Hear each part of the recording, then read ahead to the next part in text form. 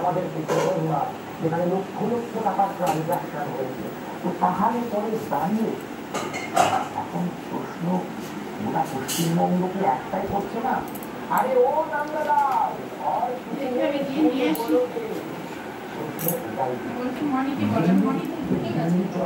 নাটক করছে, শুধুমাত্র একটা নাটক। কারণ চুরির হিসাব দেওয়ার ক্ষমতা না অভিষেক বন্দ্যোপাধ্যায় আছে, না মমতা বন্দ্যোপাধ্যায় আছে, না গোটা তৃণমূল কংগ্রেসের এখানে আছে। এবং পশ্চিমবঙ্গে প্রতিষ্ঠিত হয়েছে যে এই দলটা হচ্ছে চুরি প্রতিষ্ঠা, প্রত্যেকটা ক্ষেত্রে আর একটা মনে হচ্ছে চুরিটাকে ঢাকার জন্যই প্রশাসনিক শ্রেণী একটা ইচ্ছে করে করিয়ে দেওয়া হচ্ছে বিভিন্ন জায়গায়।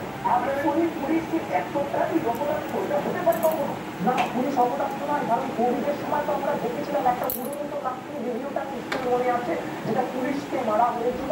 সেই পুরোনো লাঠিটা যারা মেরেছিল তাদেরকেই কিন্তু তাদের বাড়িতে চাল ডালের বস্তা পুলিশের হাতে দিয়েও পৌঁছে দেওয়া হয়েছিল, এটাও আমরা দেখেছিলাম।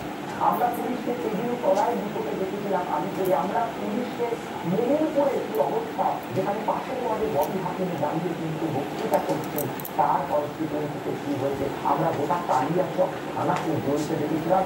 আমরা